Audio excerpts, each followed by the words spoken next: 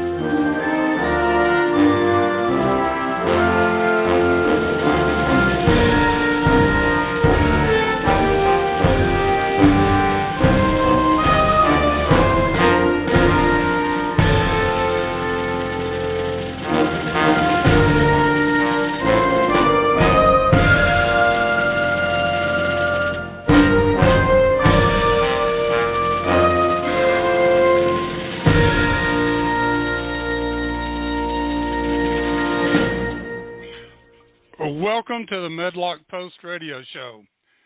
This is your host, Richard G. Medlock. This is the all-American program where we educate, entertain, enlighten, and empower. It is also where we stand for the red, white, and blue. And our program is brought to you by the Constitution of the United States. Today is April 17th, 2023, 1 month since St. Patrick's Day. 1 month already. We just had parties a few, just seems like the other day. This is episode 136. The title is, hold on, The Theory of Stupidity. The views and opinions on the Medlock Post Radio Show are those of the host.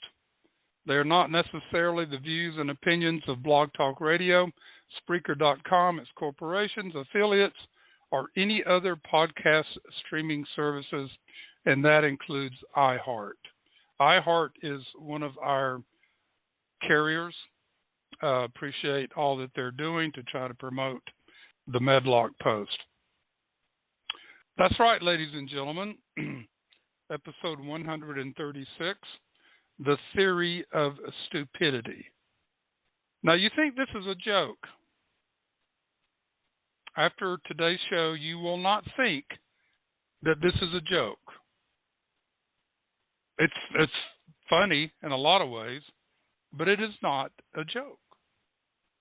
Now, before we go any further, I have to make two corrections from our last episode in 135. Thanks to my loyal listeners, especially one. The corrections were brought to my mind or my attention. And I have no problem correcting something when I have misspoke or given the wrong information. Now, on April 12th, it was the anniversary. It was the, International Day of Human Spaceflight. And on April 12, 1961, Yuri Gagarin, the Russian, was the first man into space. And I incorrectly said he went up and came down. He actually went up and circled the Earth one time. And then the next month, on May 5th, Alan Shepard from the United States went up and came down. Yuri Gagarin was actually the first man to circle the Earth, literally, and not in his mind, in space. There are other people that had done it in the oceans. And then I said Bill Haley, who recorded Rock Around the Clock on April 12th, that he died in a plane crash. He did not. I was thinking of Buddy Holly. So I got things confused. Folks, doing radio is not easy. That's why we have scripts. You just can't turn it on and start talking, folks. The theory of stupidity. Albert Einstein, who was the inventor of rocks. But let's see if I get some feedback on that one. Okay. Albert Einstein, whoever is careless with the truth in small matters cannot be trusted with important matters. Now there's a lot of sense in that statement. Arthur Clarke, I'm sure the universe is full of intelligent life. It's just been too intelligent to come here. Yeah, I love that quote. Gilles Deleuze, a French philosopher, said this: a tyrant institutionalizes stupidity, but he is the first servant of his own system and the first to be installed within it. Boy, is that true. A tyrant institutionalizes stupidity. Take that one statement, those 4 words. A tyrant institutionalizes stupidity, and start applying it to today's Biden administration. You can go back also to Franklin Delano Roosevelt and Bill Clinton and Barack Obama and the Bushes. Morgan Freeman, the well-known Shakespeare actor. See if we get some feedback on that. Stupid is knowing the truth, seeing the truth, but still believing the lies. Anatole France, stupidity is far more dangerous than evil, for evil takes a break from time to time, stupidity does not. And last, John Wayne said, life is tough. It's even tougher when you're stupid. And I agree with that. My dad actually taught me that. Something to that effect. And maybe you heard John Wayne say it. The Theory of Stupidity was written by Dietrich Bonhoeffer, yes, a German, while he was imprisoned by Adolf Hitler. This is from it's called After 10 Years, in Letters and Papers from Prison. Dietrich Bonhoeffer. So let's see what Herr Bonhoeffer has to say about stupidity. Again, these are taken from a circular letter addressing many topics written to 3 friends and co-workers in the conspiracy against Hitler on the 10th anniversary of Hitler's accession to the chancellorship of Germany, which he stole. But anyway. So Bonhoeffer tells us this: is a more dangerous enemy of the good than malice. One may protest against evil. It can be exposed and, if need be, prevented by use of force. Now, this is evil. Evil always carries within itself the germ of its own subversion, in that it leaves behind in human beings at least a sense of unease. Against stupidity, we are defenseless. Neither protest nor the use of force accomplish anything here. Reasons fall on deaf ears. Facts that contradict one's prejudgment simply need not be believed In such moments, the stupid person even becomes critical, and when facts are irrefutable, they are just pushed aside as inconsequential, as incidental. This was written under Hitler's time over Germany. For that reason, greater caution is called for than with a malicious one. Never again will we try to persuade the stupid person with reasons, for it is senseless and dangerous. If we want to know how to get the better of stupidity, we must seek to understand its nature. Now, he's in prison under Hitler's Germany for fighting against Hitler.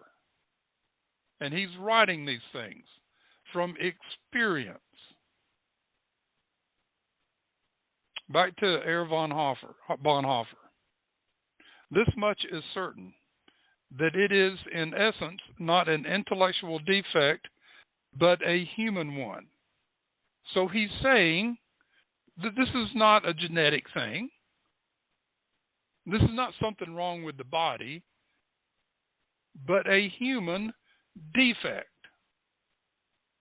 There are human beings who are of remarkably agile intellect, yet stupid, and others who are intellectually quite dull, yet anything but stupid. Now, I'm sure in your mind right now, you're categorizing people in those two categories, aren't you?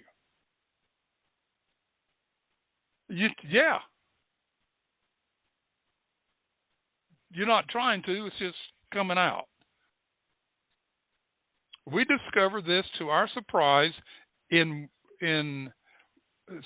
discover this to our surprise in particular situations. The impression one gains is not so much that stupidity is a congenital defect, but that under certain circumstances, people are made stupid, or that they allow this to happen to them. We note further that people who have isolated themselves from others or who live in solitude manifest this defect less frequently than individuals or groups of people inclined or condemned to sociability. And so it would seem that stupidity is perhaps less a psychological than a sociological problem. Wow. The impression one gains, it's not congenital.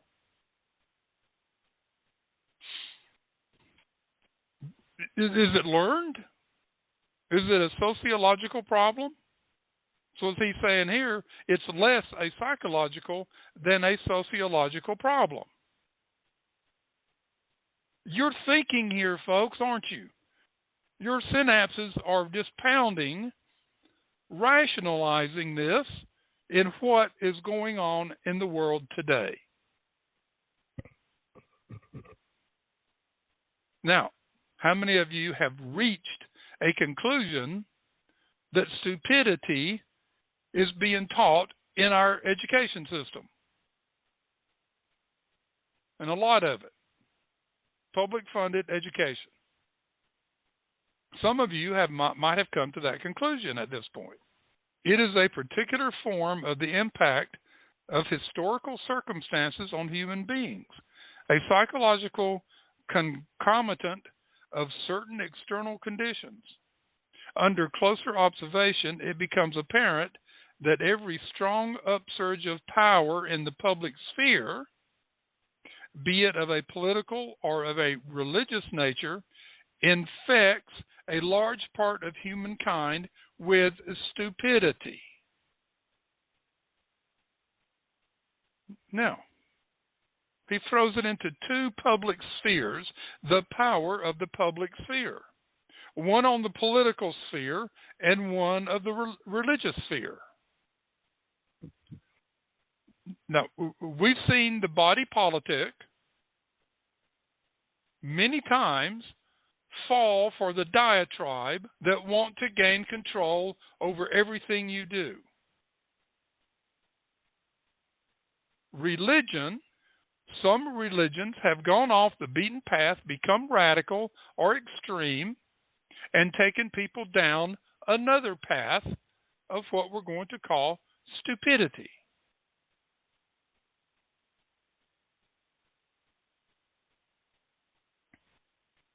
Back to Erich Bonhoeffer. It would even seem that this is virtually a sociological, psychological law. Isn't that a fact? That here's this upsurge.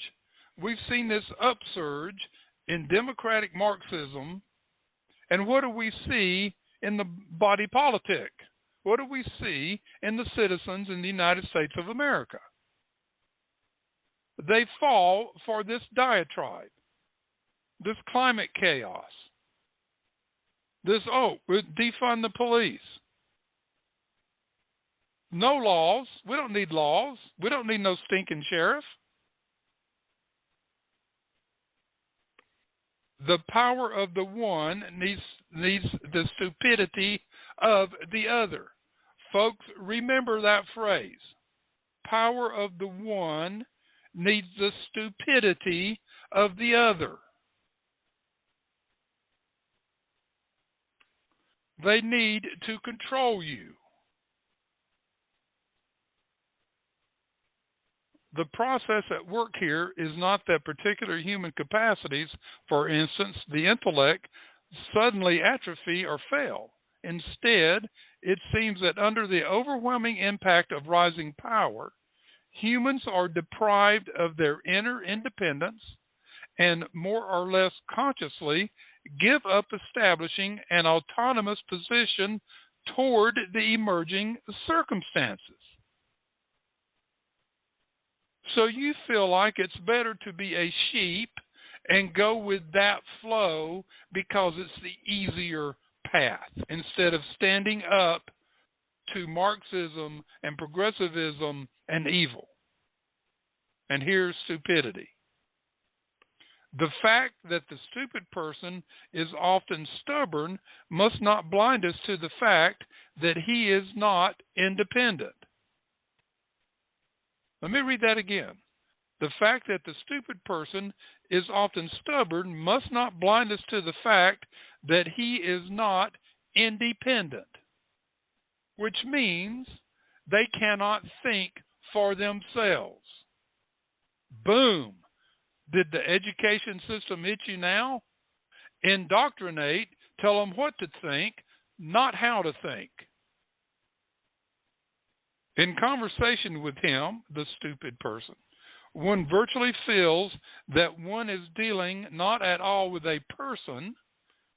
Now get this, not dealing at all with a person, but with slogans, catchwords, and the like that have taken possession of him. He is under a spell, blinded, misused, and abused in his very being. Having thus become a mindless tool, the stupid person will also be capable of any evil and at the same time incapable of seeing that it is evil. This is where the danger of diabolical misuse lurks, for it is this that can once and for all destroy human beings. They talk in sound bites. They're under a spell. They're blinded. Your mind, like mine, is just visualizing all these things out there in America that are doing this. Media. They follow the template. Here's what you're going to say today.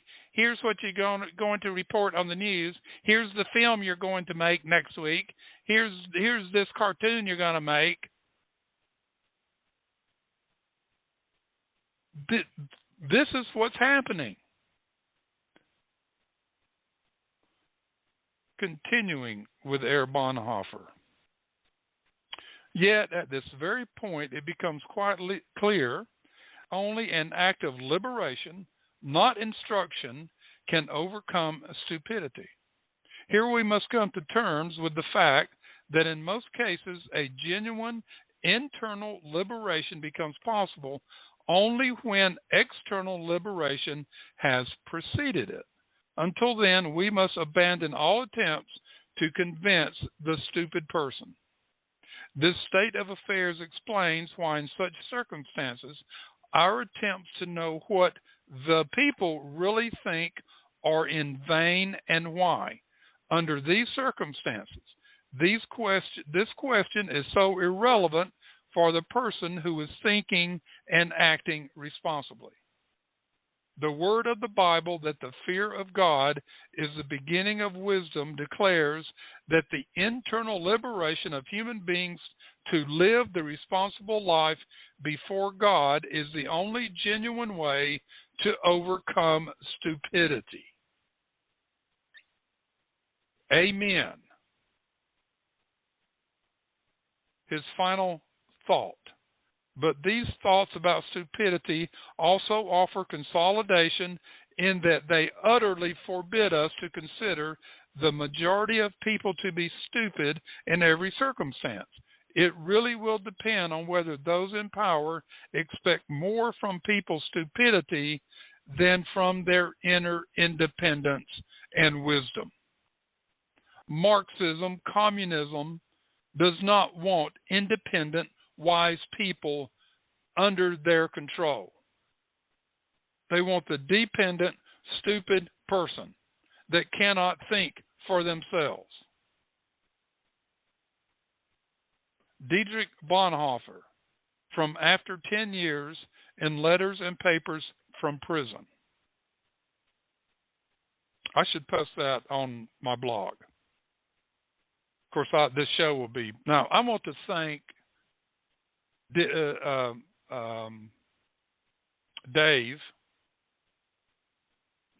Z. I'm not going to say his last name. I'm so thankful for my loyal listeners. They send me stuff all the time. And, folks, I wished I could get everything on the air. You send me great stuff. But sometimes by the time I get to it, it's kind of outdated. And I apologize for that. But Dave Z sent me this. And along with this is part of it, the theory of stupidity. In the 1970s, Carlo Cipolla, a social psychologist, developed 5 laws of stupidity. The term itself, he said, wasn't a description of intellectual acuity, but of social responsibility. A stupid person is a person who causes losses to another person or to a group of persons while deriving no gain for himself and possibly incurring losses. Cases in which someone takes an action by which both parties gained was deemed intelligent. Stupidity is independent of any other characteristic of that person, whether nationality, ethnicity, sex, economic status, or even education. The frequency in a given group is independent of the size of the group. This too indicates it's a social phenomenon, a spontaneous mob mentality. So Cipolla warns that we will always underestimate how many there are in a group. Stupid people are dangerous and damaging because reasonable people find it difficult to imagine and understand unreasonable behavior. An intelligent person may understand the logic of a malicious person, but actions follow a pattern of rationality. But a stupid creature will harass you for no reason, for no advantage, without any plan or scheme, and at the most improbable times and places. You have no rational way of telling if, when, how, or why the stupid creature attacks. Because the stupid person's actions do not conform to the rules of rationality. It follows that we are generally caught by surprise by the act of stupidity. We cannot mount a rational defense because the attack itself lacks any rational structure. Non-stupid people constantly forget that at all times and places and under any circumstances, dealing with or associating with stupid people always turns out to be a costly mistake. Yet our naivety, compassion, and mercy for these stupid creatures may lead us to put them in positions where they can exercise authority over us. We enable them to hurt themselves and others. We hope to give them a sense of self-worth that will overcome their stupidity. We think it's an issue of education or life experience that they're victims of circumstance and not innately stupid. Thus we help them rise to power, as with Hitler and Stalin, even allowing them to make our regulations and laws and to enforce them. But in truth, this never accrues to the welfare of a society. Instead, it leads to its downfall. This is as true in the church as in the world. So those who would lead must first demonstrate that they can manage their own households well. They must make intelligent choices that benefit others as well as themselves, ethical choices showing that they are servants of all. Thank you, Carlo Cipolla. Let me read that last sentence again. They must make intelligent choices that benefit others as well as themselves. Ethical choices showing that they are servants of all. The Biden administration and a lot of politicians and corporate people do not fall under that. Their choices are being made to benefit them, not anybody else. This fits the Biden administration perfectly. Some people might even want to call this the bullying effect. We talked about that on the episode last week. The week before. The bullying effect. That falls under ruler's law. Ruler's law want you to be the servants, the serf. To bow to them.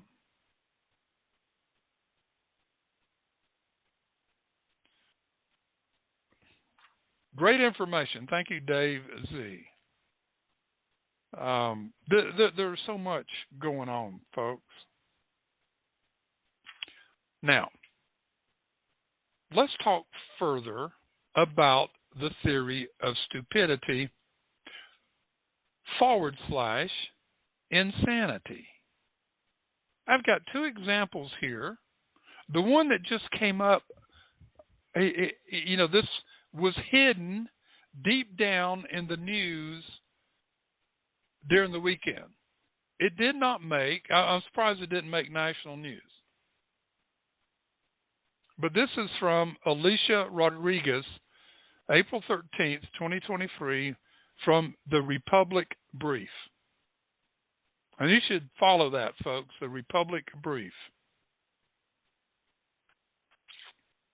The Biden administration's quest to destroy Donald Trump continues. Well, wait a minute. He's been indicted in New York, and there's lawsuits from here and there, and they're looking to indict him in Georgia, and et cetera, et cetera. It continues, folks. They need to destroy this man and his ideology as a lesson to the rest of us. And we're learning the lesson, folks, but it ain't going to destroy us. They're taking the events from the January 6th event on 2020, and they're going to metastasize it into a full federal investigation into suspicion that Donald Trump committed Wait for it, folks. Wire fraud. President Trump is reportedly under investigation by federal prosecutors probing the January 6th attack on the U.S. Capitol for alleged wire fraud related to his fundraising efforts between the 2020 presidential election and President Joe Biden's inauguration. And folks, there's nothing wrong with that. The Washington Post broke the news on Wednesday evening, citing 8 people with knowledge of the investigation who spoke on the condition of anonymity to discuss an ongoing criminal investigation. Oh, yeah, we talked to people, but they're not going to give us their name or use their name, okay? But we can say 8 people, but we can't spoke on anonymity. Continuing, the report is authored by investigative political reporters Josh Dowsey and Rosalind S. Helderman, as well as FBI correspondent Devlin Barrett and congressional reporter Jacqueline Almany. Explains that Special Counsel Jack Smith is looking at potential wire fraud crimes committed by Trump and his fundraising operation for using false claims of election fraud to elicit donations, which would violate wire fraud laws. The Post notes that under federal law, it is illegal to make false representations over email to swindle people out of money. Folks, so now they're trying to say that because he stated there was election fraud, which election fraud has been proven in the 2020 election, and people have gone to jail, that he used that to raise funds. And now we're going to put him in jail for it. Well, golly gee, Bob. We could go after Biden for the same thing. We could go after Hunter for the same thing. We could go after Pelosi for the same thing. The list is endless. Oh, you made a false claim. Joe Biden said he would not tax anybody who made more than $400,000. So that was fraud. Why don't you appoint a special counsel to investigate the Hunter Bidens and what they have done, which is total fraud and criminality? No, we're not going to do that. They're our buddies. They feed us. The subpoenas, which were issued in early March, have not previously been reported and are aimed at gathering private communications between Trump and his fundraising staff to better understand whether or not they believe the claims behind their messaging, which the Post reports generated more than $200 million in donations from conservatives. And I bet you there were some Democrats that donated as well. What about all the foreign money that has gone into the pocket of the Bidens? But no, Trump is the enemy. His followers are the enemy. So we're going after him and them.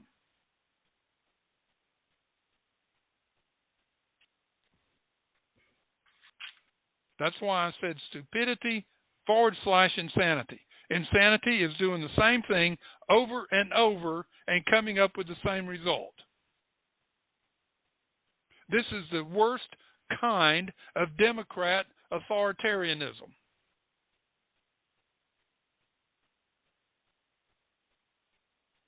This is stupidity.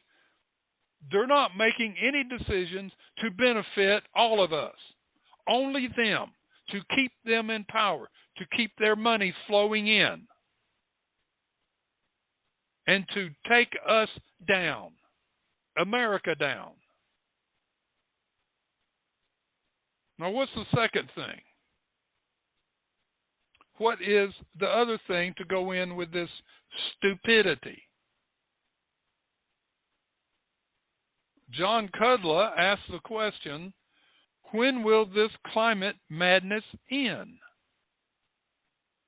The climate change cult will create a world of poverty and subjugation for the next generation, except in China, India, and other nations who choose reality over madness. What do gas ranges, Dutch farmers, and moose have in common? What do gas ranges, Dutch farmers, and moose have in common? In a normal, everyday context, very little, if nothing. But in the world of apocalyptic climate change, everything. The way climate change cultists see it, burning fossil fuels is bad because it adds carbon dioxide to the atmosphere, which the atmosphere needs carbon dioxide. You and I need carbon dioxide for our bodies to function properly. Carbon dioxide is bad because it is a greenhouse gas believed to be the primary cause of global warming falsities. Global warming isn't happening. That's me, folks. Also known as climate change. If the Earth's atmosphere warms too much, it could lead to the extinction of mankind or force a mass migration to Canada. So either we will all die or we all have to learn to speak Canadian. Yeah, so somebody had better do something quick. The enlightened climate cult solution is to ban everything that adds greenhouse gases to the atmosphere and embrace everything that lowers the concentration of greenhouse gases. For example, gas ranges and ovens are bad because they use fossil fuels like natural gas and propane to cook food. If gas stoves are banned, electric ranges and ovens can fill the gap. No worries, right? The same argument can be made for fossil-fueled vehicles. Ban them and switch over to electric vehicles. Ditto for fossil-fueled power generating stations. Ban them, switch to renewable sources, and have a happy day. Display here, folks. This sort of logic extends to another greenhouse gas, nitrous oxide. In the Netherlands, the Dutch government is trying to force up to 3,000 farms to close in order to meet European Union pollution limits on nitrogen oxides and ammonia. The Netherlands is the second largest exporter of agricultural products in the world, exporting $110 billion per year. The United States is first. And the Obama administration is trying to shut down farms. So which poor countries are going to agree to starvation once agricultural exports are greatly diminished? See, we're asking reasonable questions to stupid people. This means that almost no form of agriculture is safe from climate change dictators.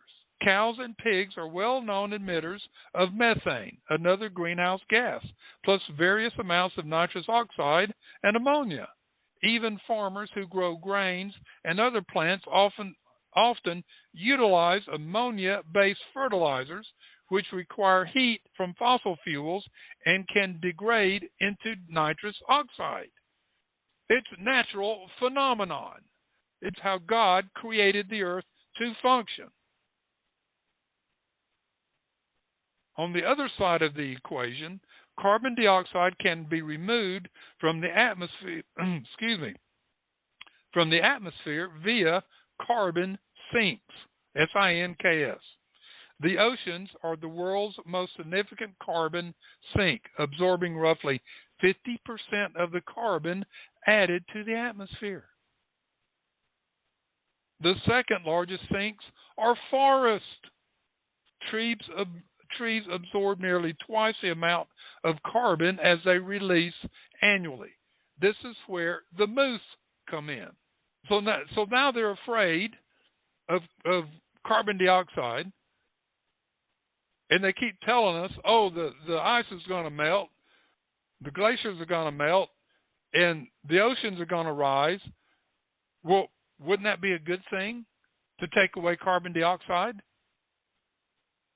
Since water, the oceans, absorb nearly 50% of carbon in the atmosphere.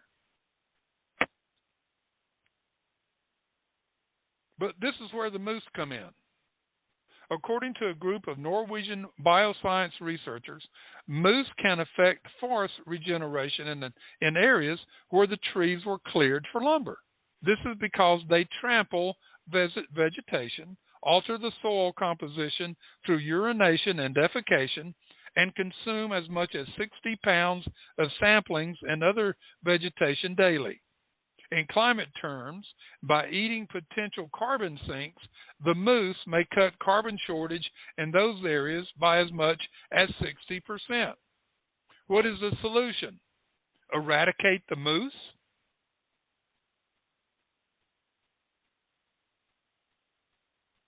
Considering that the Biden administration believes that climate change is the number one threat to the country, to be fair, Ojo has yet to issue a hit order on American moose, and cows and pigs appear safe for now.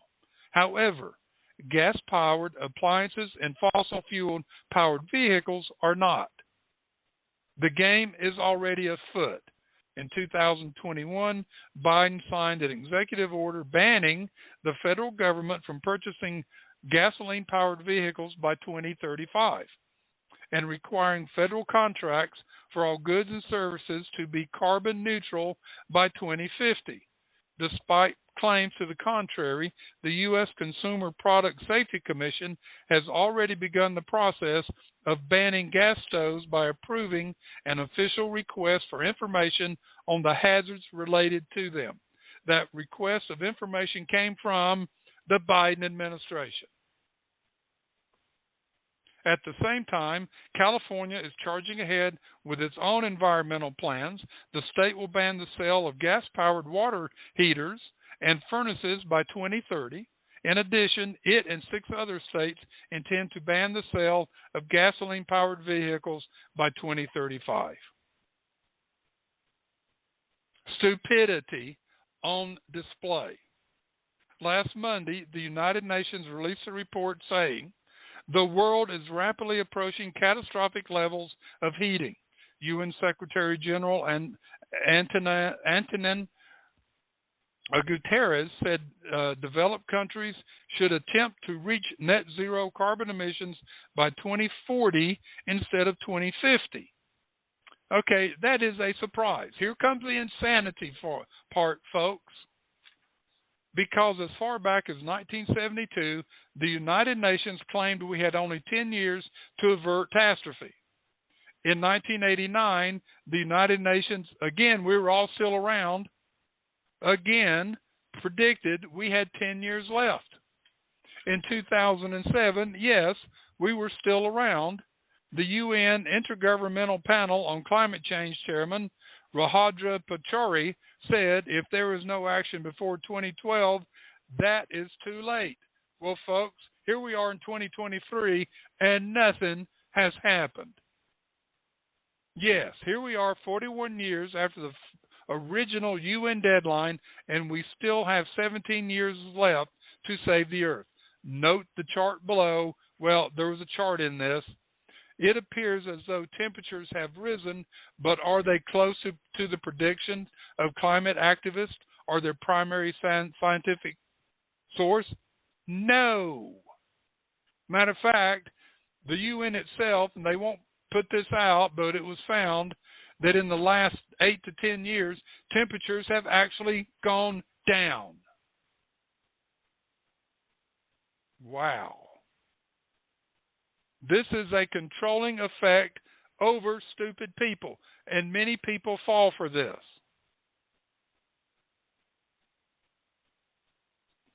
Or is this about the rise of environmentalism as a religion? Do you understand that? Remember Herr Bonhoeffer talked about politics or religion? Here it is In 2003, author Michael Crichton said, increasingly, it seems that facts aren't necessary because the tenets of environmentalism are all about belief. It's about whether you are going to be a sinner or saved, whether you are going to be one of the people on the side of salvation or on the side of doom. The problem is that the Biden administration wants the country to be carbon neutral by 2050, no matter the need, the science, or the outcome. This is virtual signaling with real-world consequences. When will this madness end? Perhaps when our citizens conclude that climate change is a gradual process, not a crisis. Certainly not something that requires the chaos and uncertainty of forced transition to intermittent renewable energy and the potential disruption of our food sources. Assuming we survive artificial intelligence and get there without a nuclear war, let us make a few predictions for 2050. Temperatures are only slightly higher than today. Sea level has risen 3.5 inches. All of the current existing glaciers are still there. Snow still falls in the winter. The world is still far from being carbon neutral. Many people have electric vehicles, but electric power is available only 10 hours daily due to rolling blackouts. We live in tiny Soviet-style tenements, eat weeds and crickets, and wipe our rear ends with leaves. On television, a UN spokesperson breathlessly declares, "We have only 10 years left to save the earth." Yes, only 10 years left to save the earth. Now, find this now. Reading that, here we are.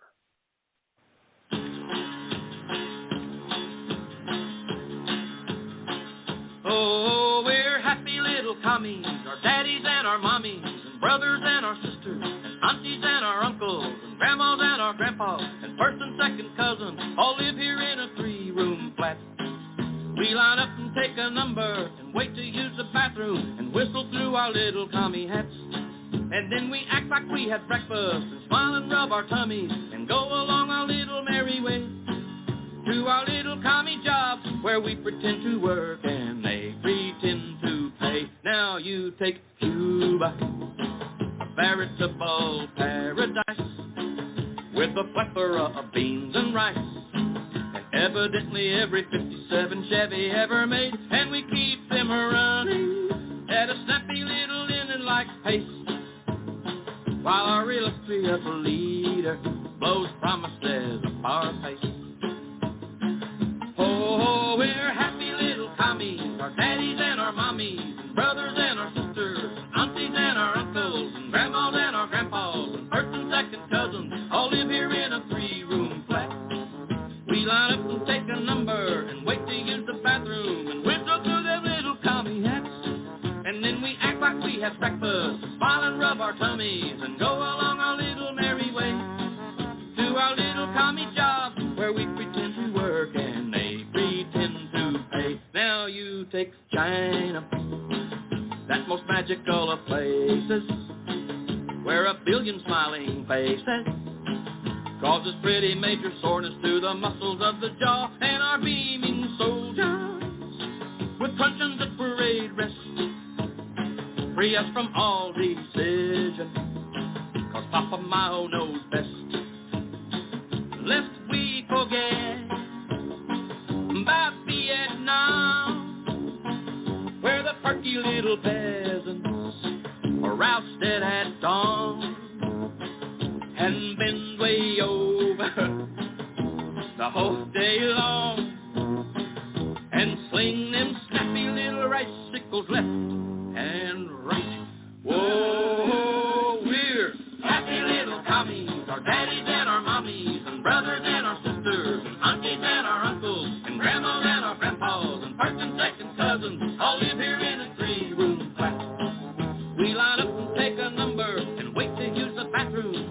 on through them little commie hats. Then we act like we have breakfast and smiling from our tummies and go along our little merry way to our little commie job where we pretend to work and they pretend to pay. To our little commie job where we pretend to work and they pretend to pay. Comrade. Yes, comrade, folks. Alrighty, Dickie Weed. Happy little commies. That just popped in reading that last little bit there. Folks, the theory of stupidity is alive and well. And the theory of insanity is alive and well. Folks, you see the battle we have? You understand it. It's right in front of us. And we need to just put any stupid thoughts away and start being rational and ask good questions. Ask questions about everything. That's how we get away from stupidity. All right. Yeah, here we go. All right. One more thing here before we get out of here today. Thank you for being here. Murray Rothbard gave us this great enlightening quote. America was born in a revolution against Western imperialism, born as a haven of freedom against the tyrannies and despotisms, the wars and intrigues of the old world. Yet we have allowed ourselves to sacrifice the American ideas of peace and freedom. Well, folks, I'm not sacrificing my peace and my freedom. I'm going to stand up for it and do what it takes to maintain my peace and my freedom for myself, my family, and everybody else. And that's why we educate, entertain, enlighten, and empower on the Medlock Post radio show. That's why we are here. And we have so many things to talk about this week. It is amazing. All right, so that's it, folks, for the Medlock Post radio show today, April 17th, 2023. May God bless America.